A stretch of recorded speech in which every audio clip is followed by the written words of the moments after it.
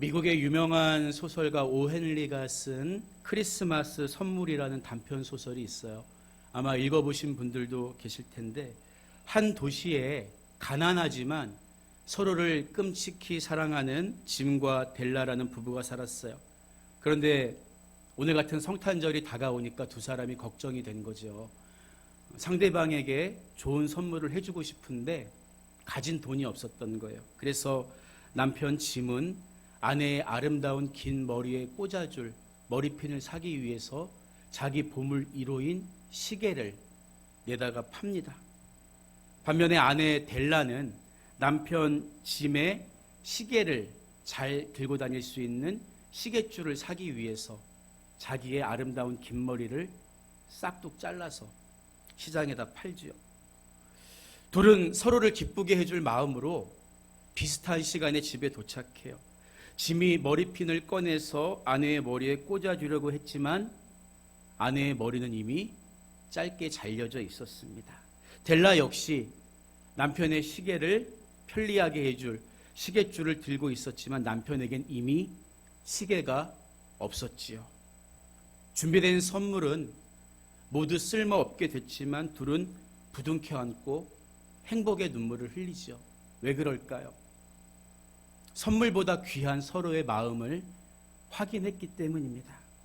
여러분, 사랑은 지금처럼 이렇게 꽁꽁 우리를 얼어붙게 만드는 추위도 녹이는 힘이 있다고요. 그래서 성경은 하나님이 세상을 이처럼 사랑하사 독생자를 주셨으니 이는 그를 믿는 자마다 멸망하지 않고 영생을 얻게 하려 하심이라, 이렇게 말해주고 있는 거예요. 하나님은 마치 짐이 아내를 위해서 아끼는 시계를 판 것처럼, 델라가 아끼는 남편을 위해서 길러온 머리를 자른 것처럼 우리를 위해서 하나밖에 없는 독생자를 꺼내 주신 거예요. 따라서 성탄절은 그냥 흔한 선물만 많이 받으면 좋은 날, 흥청망청하는 날, 이런 날이 아니라 예수님이 이 땅에 우리를 위해 목숨을 주시러 온 것을 기억하고 감사하는 날이죠. 이 사랑이 여러분의 마음에 흘러가서 여러분을 새롭게 하고 변화시키고 또 다른 누군가에게까지 흘러가서 그 사랑을 나눠줄 수 있는 의미 있는 성탄절이 되시기를 주님의 이름으로 축복합니다. 오늘 읽은 본문 말씀은 예수님의 탄생과 관련한 이야기를 우리에게 들려주고 있죠. 18절 이하의 말씀을 보면요, 예수 그리스도의 나심은 이러하니라. 그의 어머니 마리아가 요셉과 약혼하고 동거하기 전에 성령으로 잉태된 것이 나타났더니, 이렇게 말하고 있어요. 예수님이 태어나셨을 당시 이스라엘이라는 나라의 결혼 풍습은 지금 우리와는 사뭇 달랐습니다. 당시 남자는 만으로 13살, 여자는 만으로 12살이 되면 혼인이 가능했다고요. 여기 있는 우리 학생들도 혼인할 수 있는 나이인데 왜 그렇게 이른 나이에 혼인이 가능했는가 하면 그때 사람들의 평균 수명이 한 40살 정도밖에 안 됐다고 해요. 의료시설도 열악하고 건강을 책임져 줄 수 있는 그런 것도 발달하지 못했기 때문에 남자와 여자가 만나서 결혼을 약속하게 되면 그냥 무조건 같이 사는 게 아닙니다.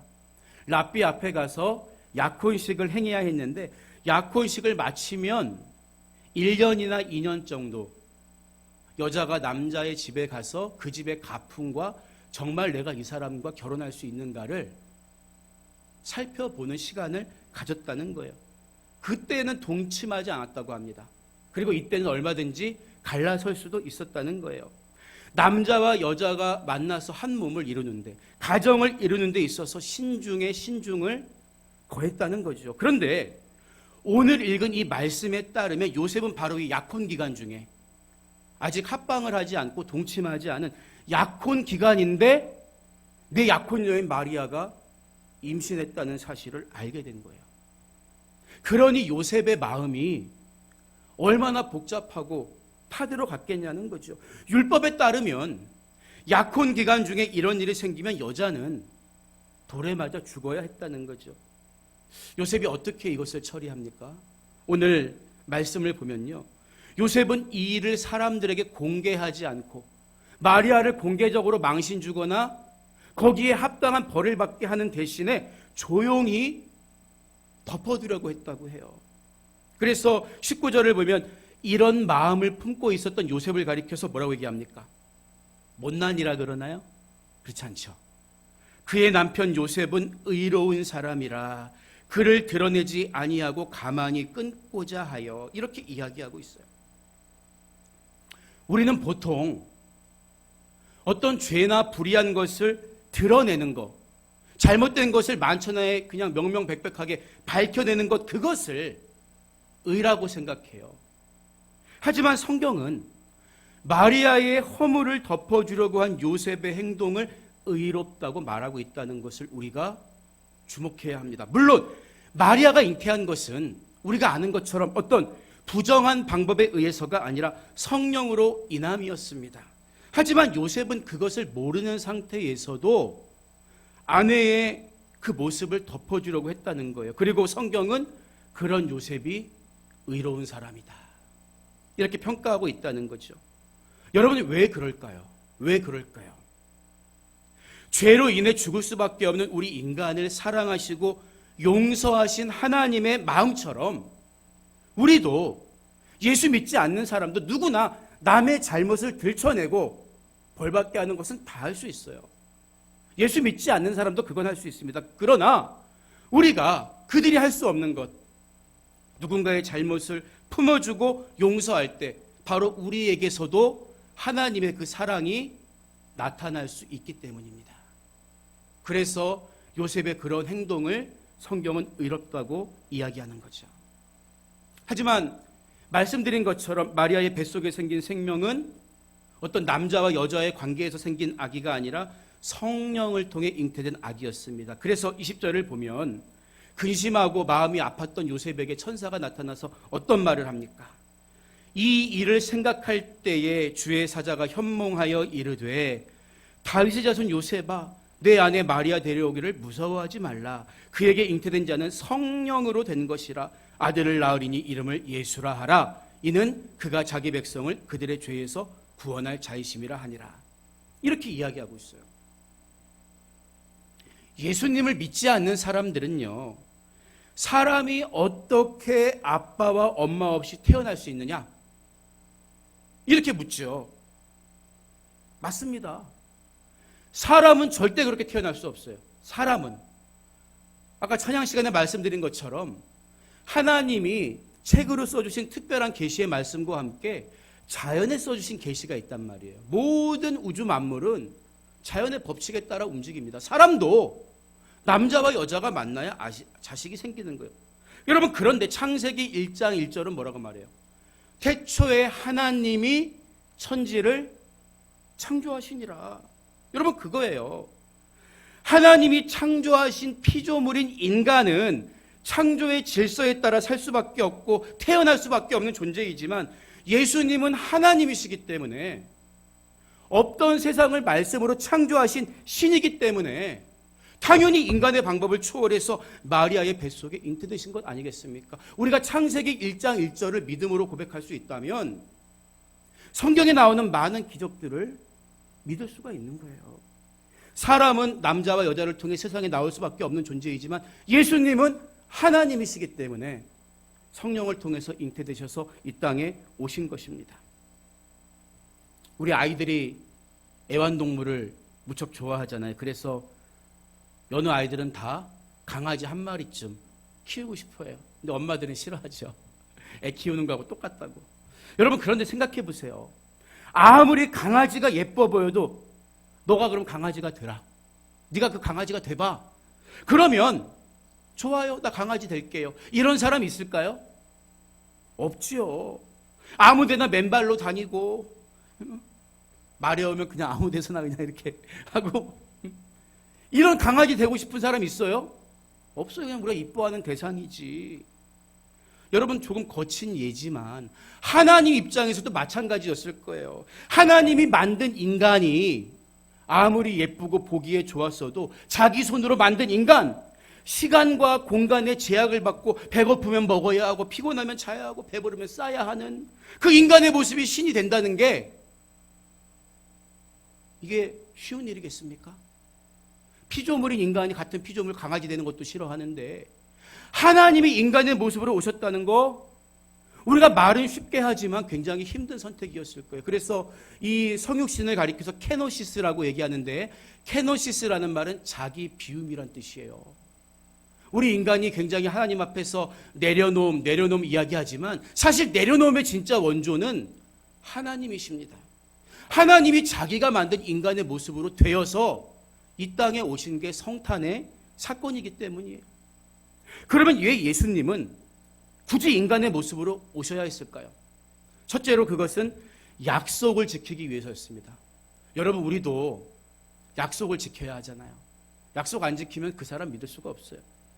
본문 22절을 보면요, 이 모든 일이 된 것은 주께서 선지자로 하신 말씀을 이루려 하심이니. 하나님이 구약을 통해서 하신 무수히 많은 약속, 너희에게 메시아를 보낼 것이다, 이 약속을 지키기 위해서 예수님 인간의 모습으로 오셨다는 거예요. 이사야서를 보면요, 예수님이 이 땅에 인간의 모습으로 오시기 약 700여 년 전에 이사야를 통해 이런 예언의 말씀을 주십니다. 이사야 7장 14절을 보면요, 주께서 친히 너희에게 징조를 주실 것이라. 보라, 처녀가 잉태하여 아들을 낳을 것이요 그의 이름을 임마누엘이라 하리라. 이렇게 이야기하고 있어요. 그리고 그 말씀이 이제 이루어졌다는 것을 천사가 요셉에게 가르쳐주고 있는 거죠. 그래서 이어지는 23절을 보면 보라, 처녀가 잉태하여 아들을 낳을 것이요 그의 이름은 임마누엘이라 하리라 하셨으니, 이 이사야 7장 14절의 말씀을 언급하면서 이를 번역한즉 하나님이 우리와 함께 계시다 합니다. 임마누엘의 뜻이 뭐라고요? 하나님이 우리와 함께 계시다. 이처럼 예수님이 인간의 모습으로 오신 것은요, 하나님이 언제나 예전이나 지금이나 내일이나 나는 너희와 항상 함께 있다. 왜? 그전에는 하나님이 영이시기 때문에 사람들이 소를 만들어서 이게 하나님이야 이렇게 말할 정도로 믿음이 부족했어요. 보고 믿으라는 거예요. 인간의 모습으로 오신 예수님을 보고 하나님이 우리와 언제나 함께 계시다는 사실을 믿으라는 거죠. 어릴 적에 눈이 하얗게 펑펑 내리는 날에 친구들과 눈싸움을 해요. 저는 어릴 적에 마당이 굉장히 넓은 교회를 다녔거든요.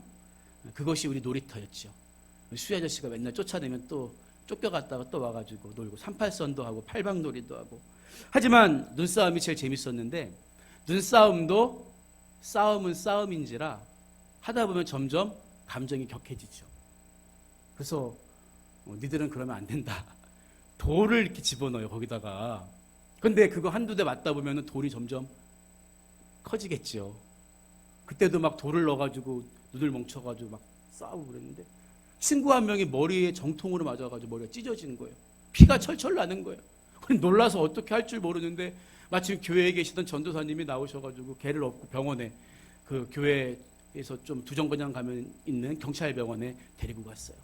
또 어머니가 걱정하실 거 아니에요. 뭐 스마트폰도 없던 시대니까 공중전화 걸어가지고 그 어머니가 시장에서, 왕십리 중앙시장에서 채소를 파시는데 전화를 드렸어요. 어머니 걱정하지 마세요. 치료했고요. 이제 약 먹고 이제 좀 쉬면 됩니다. 근데 어머니가 그 먼 거리를 뛰어오신 거예요. 경찰병원까지. 아직도 기억이 생생해요. 죄송합니다. 무슨 미친 사람처럼 머리가 막 흩어져가지고 이 앞에는 앞치마를 그냥 두른 상태예요. 그 채소 파는 있잖아요. 이렇게 돈지갑 이렇게 있는 지갑. 그거를 친 채로. 저는 몰랐지만 그때 보고서 어머니의 마음이 저런 거구나. 선생님이 괜찮다고 했어요. 치료 잘 받았다고. 근데 와서 봐야 되는 거예요. 와서 봐서 확인해야 되는 거예요. 안전한지, 괜찮은지. 여러분, 죄로 물든 인간을 위해서 굳이 하나님이 이 땅에 오신 그 심정이 이런 거라는 거죠. 그래서 예수님이 인간이 되신 또 한 가지 이유가 뭡니까? 우리를 위해서 친히 희생 제물이 되시기 위함입니다. 보세요. 하나님은 신이시기 때문에 죽으실 수가 없어요. 죄의 결과는 사망이라고 성경이 말하고 있기 때문에 죄를 지은 인간을 대신해서 누군가 죽어야 하는데 하나님은 신이시기 때문에 죽을 수가 없어요. 그래서 우리 대신 십자가에 달려 못 박혀 죽기 위해서 완전한 신이지만 완전한 인간의 모습으로 이 땅에 오셨다고요. 그런데 말씀드린 대로 구약의 이사야가 이 예수님의 모습에 대해서 이렇게 묘사하고 있습니다. 이사야서 53장 2절을 보면요, 그는 주 앞에서 자라나기를 연한 순 같고 마른 땅에서 나온 뿌리 같아서 고운 모양도 없고 풍채도 없은즉 우리가 보기에 흠모할 만한 아름다운 것이 없도다. 기왕 인간의 모습으로 오시려면 무슨 뭐 정우성이나 장동건이나 박보검처럼 이렇게 멋있게 오실 수 있잖아요. 누가 봐도 존경스러운 모습으로 좋은 풍채로 오실 수 있잖아요. 그런데 그 당시 이스라엘 사람들이 식민지 아니에요? 그런데 우리가 보기에도 흠모할 만한 아무런 모양 없게 오셨다는 거예요. 여러분 왜 그러셨을까요? 왜 그러셨을까요? 그렇게 기적을 보여주시고 사랑을 베풀었음에도 불구하고 제자들마저 그분을 배반하고 사람들은 그분을 십자가에 못 박았잖아요. 그래도 될 정도로 얼마나 초라하고 볼품없어 보였으면. 이처럼 예수님은 우리를 위해서 고의로 목숨을 주기 위해서 가장 낮고 초라한 인간의 모습으로 오셨다는 거예요. 여러분, 그렇게 예수님이 이 땅에 오셔서 죽으시고 부활하시고 하늘로 다시 올라가신 지 2000년이 지났죠. 처음에 12명이었던 제자는 지금 전 세계에 26억 명의 그리스도인으로 부흥했어요. 여러분, 그렇다면 여러분은 오늘 성경에 우리에게 들려주는 말씀처럼 임마누엘, 하나님이 우리와 함께 계시다, 예수님을 보고 믿어라, 여러분 곁에 예수님이 정말 계신 것을 느끼면서 교회에 다니십니까? 아니면 그냥 머리로만 예수님이란 분이 있었던 것 같아, 이렇게 생각하면서 신앙생활을 하십니까? 어떻게 하면 우리가 오늘 말씀처럼 임마누엘, 하나님이 우리와 언제나 함께 계시다, 이 말씀처럼 예수님을 느끼고 그분의 도우심을 받고 그분의 인도하심을 따라 살 수 있겠냐는 거예요. 여러분, 세 가지를 기억해야 돼요. 첫 번째로 성령을 모셔야 합니다. 성령. 여러분, 우리 인간에게도 눈에 보이지 않는 정신세계가 있죠. 사랑, 눈에 보입니까? 믿음, 눈에 보여요? 안 보이죠. 마찬가지로 하나님은 영이세요, 영. 그러니까 인간이 하나님이 우리와 함께 계신 것을 잘 믿지 못하기 때문에 하나님이신 예수님이 인간의 모습으로 오셔서 내가 곧 길이요 진리요 생명이다, 나로 말미암지 않고 아버지께로 올 자가 없느니라 가르쳐 주신 거잖아요. 그런데 여러분, 예수님이 어떻게 잉태됐다고 오늘 성경이 말하죠? 성령을 통해서. 따라서 예수님을 잉태하시게 한 성령을 만나고 내 안에 모시면 예수님이 믿어질까요? 안 믿어질까요? 당연히 믿어지는 거죠. 성령이 내 안에 오시면 당연히 예수님이 믿어지고 동행하는 삶을 살 수가 있어요. 그래서 예수님은 제자들에게 이렇게 말씀하십니다. 성령에 대해서 그는 진리의 영이라 세상은 능히 그를 받지 못하나니 이는 그를 보지도 못하고 알지도 못함이라. 세상은 모른다는 거예요. 그러나 너희는 그를 아나니 그는 너희와 함께 거하심이요 또 너희 속에 계시겠습니다. 성령이 누구에게 계신다는 거예요? 예수님을 믿는 사람들 마음속에 찾아오셔서 거하신다는 거예요.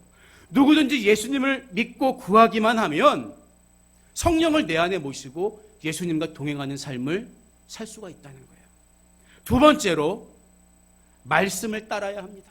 말씀. 성경 말씀을 믿고 순종해야 되는 거예요. 여러분, 예수님 믿는다는 게 어떤 의미입니까? 나는 예수님 믿습니다. 믿습니다. 내가 믿는다고 이야기하고 주장하면 그 사람 믿음이 있는 건가요? 그렇지 않아요. 믿음은 인격적인 관계입니다. 내가 주님을 믿는다고 하는데 주님은 나를 모른다고 하면 그건 믿음의 관계가 아니에요. 내가 주님을 믿는다고 고백할 때 주님도 나도 너를 안다, 인정해 주셔야 그게 진짜 믿음이라는 거죠. 그러면 예수님이 어떤 사람의 믿음을 인정해 주실까요? 요한복음 12장 26절을 보면 사람이 나를 섬기려면 나를 따르라, 나 있는 곳에 나를 섬기는 자도 거기 있으리니, 이렇게 말씀하세요. 예수님이라면 이 시대에 어디 계실까? 누구에게 찾아가실까? 누구에게 사랑의 손길을 내미실까? 그 자리에 똑같이 예수님처럼 사는 사람, 작은 예수가 되어서 예수님 말씀을 살아내는 사람, 이 사람이 바로 예수님과 동행하는 사람이라는 거예요. 그렇기 때문에 예수님과 동행하려면 우리가 말씀을 듣기만 해서는 안 돼요. 그 말씀에 순종할 때 그로써 우리는 주님과 동행할 수가 있어요. 마지막 세 번째로 복음을 전해야 합니다. 쉽게 말하면 전도해야 한다는 거예요. 부활하신 예수님께서 하늘로 올라가시기 전 마지막으로 제자들에게 이렇게 당부하십니다. 마태복음 28장 19절 이하를 보면요, 너희는 가서 모든 민족을 제자로 삼아 아버지와 아들과 성령의 이름으로 세례를 베풀고 내가 너희에게 분부한 모든 것을 가르쳐 지키게 하라. 볼지어다 내가 세상 끝날까지 너희와 항상 함께 있으리라. 이렇게 말씀하세요. 예수님이 세상이 끝날까지 영원히 우리와 함께 하시겠다고 약속하셨는데 어떤 사람들에게 해당하는 말씀이지요? 가서 제자 삼는 사람들, 너희와 내가 항상 함께 있을 것이야. 쉽게 말하면 전도하는 사람들에게 예수님 자신이 끝까지 함께 하시겠다고 약속해 주신 거예요. 여러분, 이처럼 임마누엘, 지금도 우리와 함께 계시는 예수님은 성령을 모신 사람, 말씀을 따르는 사람, 복음을 증거하는 사람들에게 함께 해주십니다. 그때 우리는 주님과 동행하는 임마누엘의 은혜를 경험할 수가 있는 거예요. 성탄절 예배 말씀을 마무리하겠습니다. 프랑스에 사르트르라는 사람이 있었는데요, 20세기 가장 유명한 철학자이자 작가 가운데 한 명이었습니다. 사르트르가 1980년 3월에 프랑스 파리에 있는 브루시에 병원에 폐에 물이 차서 호흡을 잘 못하는 폐수종이란 병으로 입원하게 됩니다. 그리고 한 달 만에 숨을 거두게 되는데 프랑스 신문들은 그의 죽음에 관해서 앞다투어 크게 보도합니다. 왜 그랬냐 하면 죽음에서 자유하라, 죽음에서 자유하라, 그렇게 외쳐왔던 그가 정작 병원에 입원해 있는 동안 보여준 모습은 죽음이 너무나 두려워서 절규하는 모습이었기 때문이에요. 사람은 출생과 사망 사이에 선택하면 사는 존재다, 이런 말을 했던 사르트르는 정작 예수님을 선택하지 않았기 때문에 예수님과 동행하지 못했던 거예요. 그래서 죽음 앞에 죽음이여 와봐라, 그렇게 당당한 것처럼 보였던 사르트르가 비참할 수밖에 없었던 이유는 그에게는 죽음 이후에 돌아갈 집이 없었기 때문입니다. 여러분, 마찬가지예요. 제 아무리 돈이 많고 권력이 있고 명예가 있어도 사람은 누구나 죽을 수밖에 없는 존재예요. 이 자리에 100년 지나면 흙으로 돌아가지 않을 사람이 누가 있겠습니까? 그러나 돌아갈 곳이 있는 사람에게는 죽음이 끝이 아니라는 거예요. 사랑하는 안산사랑교회 공동체 여러분, 예수님이 그래서 우리에게 찾아오신 거예요. 죽음의 권세를 이기시고 부활을 선물로 주시려고 이 땅에 오신 것입니다. 지금도 우리와 함께 계세요. 우리가 그분을 내 안에 모시기만 하면 그분은 나를 떠나지 아니하고 영원까지 함께 하시고 우리를 지켜주실 것입니다. 임마누엘의 하나님, 우리와 함께 계신 하나님을 믿고 바라보면서 이 세상 살아가는 동안 어떤 어려움과 어떤 두려움도 이겨내고 담대하게 승리하는 여러분 모두가 되시기를 주님의 이름으로 축복합니다.